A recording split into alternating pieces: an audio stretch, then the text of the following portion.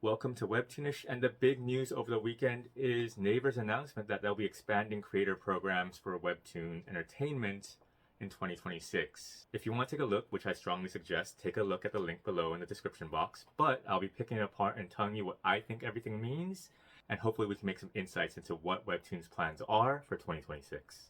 So first up, let's talk about the new Creator Resource Hub. Since they started Canvas, Webtoons has actually created a lot of content to tell independent creators how do you register for Canvas, how do you upload titles, what kind of sizing do you need, how do you monetize, all these things.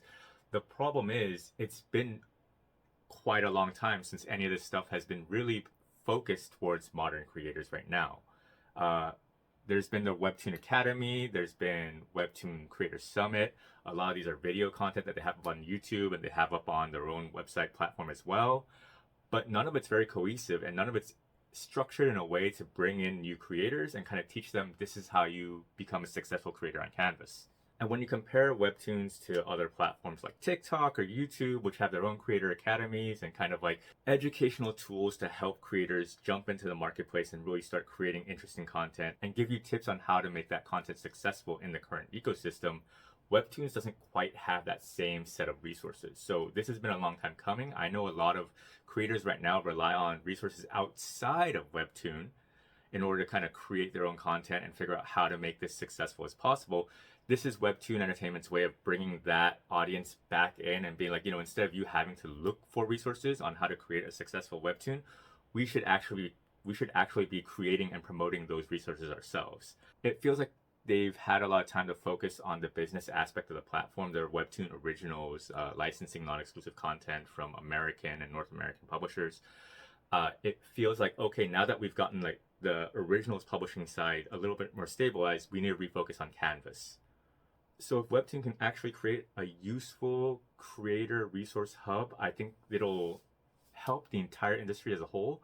But I think also it'll just become a tool that the entire industry starts to look at and kind of put Canvas back into the center of being the major platform for independent creators to publish on. So the second big point that Webtoon talked about on their notice is a Creator Residency and VIP program. So if you've been following me on Substack or LinkedIn, then you know this isn't a new thing. A Korean publisher called Kanaz actually did this last year and this year. They partnered up with a French publisher, Ono, and they held a Webtoon contest and training course in France at Angoulême. And a selection of those creators were brought back to Korea to work with PDs and editors at Kanaz, as well as other creators in Korea, to kind of learn how to develop Webtoons the Korean way and kind of a lot more of developing their own content to kind of match what's coming out of Korea. This isn't exactly that, because they'll be bringing creators from other countries or other parts of North America to LA, presumably to the Webtoon Entertainment headquarters in LA. And they'll be doing workshops and taking kind of like, sessions, one-on-one sessions with the PDs and editors there. But it is that same idea of bringing in talent from the outside and kind of giving them direct feedback and trying to get the improvement and the growth and the stimulation into the Webtoon creator economy directly from the company by focusing on small groups of creators that they think are going to be able to handle this program and kind of show the most growth out of it. Now, the second part of that is the VIP program. I think this is more PR than anything else, to be honest. It doesn't specifically mention having a certain number of creators that they're expecting to do this with, nor does it say how often they'll be doing it and kind of that the creators will be learning in Korea or working with PDs or anything along those lines. I think that would be a lot more trouble than it's worth, potentially, because then you'd have to have PDs who speak English, or you'd have translators, and you have to make sure everything's going back and forth properly. I think it makes more sense that this is just something kind of like a cherry on top. This is just something for creators to strive for, and if they get this kind of treatment, then they know that, oh, hey, I've made it into the top echelon of the Webtoon creator ecosystem. To be honest, I don't think it's not been happening until now. I'm sure that they've been bringing creators from different parts of the world into Korea to kind of finalize contracts, to show them what they're capable of, or kind of just like give them the VIP treatment in order to get them to stick with them, create a sense of loyalty, all these kind of things. I don't think it's a bad thing that Webtoons is cementing it into a program so that people know it's a possibility, but I do think it's just mostly PR.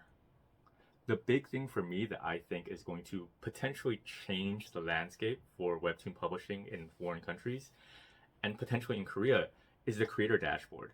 And I'll explain this very, very simply. Most publishers and platforms that operate in the Webtoon space don't have good dashboards for creators, for publishers, for studios, for anyone outside of the platform. There's a lot of reasons for that. I'm not gonna go into them. But until now, like if you look at the Webtoon dashboard, it's horrifying. It doesn't give you any information at all. It gives you no insights. You can't check views by episodes, anything along those lines. And again, if you compare it to other UGC contemporaries like, I don't know, TikTok or YouTube, it gives you so much information. Like YouTube specifically will tell you how far people are watching your videos, what points are people watching most, what points do you see viewers drop off. And that's per video. The fact that Webtoon and a lot of these companies don't give you that kind of information, having worked at Webtoon companies, I understand why, but it also doesn't make sense considering the huge creator market and the huge creator economy that they're trying to cultivate overseas right now. I think if they can do this, they'll essentially have won over a large portion of the UGC market without having to try very much. Like realistically, the VIP service, the new monetization programs, everything else that they have going on in this notice, it's all very secondary to me. This is really the prime thing that I'm looking at. Again, it's very, very vague. There's not much information as to how this will actually be rolled out, or even when, just sometime in 2026. But if they can actually offer creators more information, like how far do people get through an episode, how many people are reading, how many people are subscribing, how many subscribers are you gaining or losing during any given period, I think that'll create its own set of data analytics that will just blow up on social media. You'll have people sharing them. You'll have people sharing their strategies. You'll have a lot more information kind of being tossed around outside of Webtoon entertainment as well. So it'll create this kind of boost of people talking about and creating Webtoon content, even if it's not specifically about creating the content on Webtoon, like creating content on how to get more views or how to read these analytics. I think it'll be a massive boost to them, and I think it's a good thing. I'm semi-understanding of why they haven't done it until now, but if they can actually pull this off, it'll be a huge boon for them, and it'll definitely differentiate them from other parts of the industry where they don't offer this. So if you don't get these kind of metrics from other Webtoon publishers or platforms, you will definitely start looking at Webtoon as not only being one of the biggest Webtoon publishers and platforms, but one that actually gives you numbers so you can improve on how to attract new audiences or keep the audiences you have.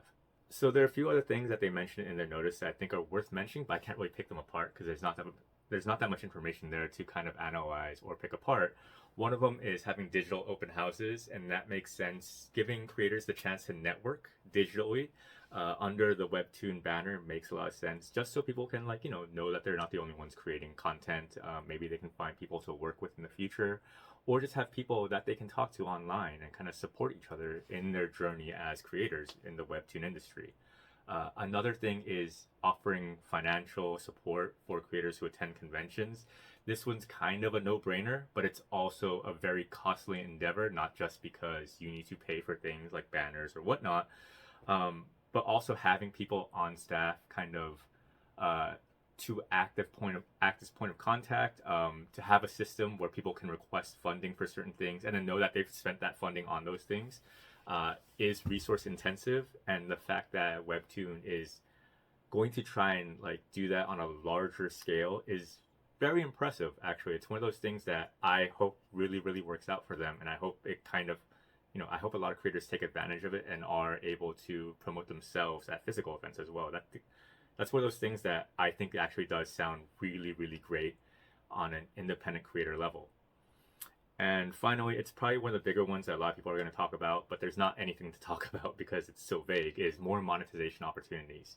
And I think this might be the implementation of new things, but B, I think it's also going to be implementing things that they've done in the past. But right now, after the last UI change, there's not really anywhere to do them on the main page. Like, for example, one of the things that they did, I think it was in 2024, was the Monster Hunter Wilds webcomic event where people could create a 5-episode webcomic for Monster Hunter Wilds and win a prize based on, a judging of it and seeing the top 10 got certain prizes off the contest.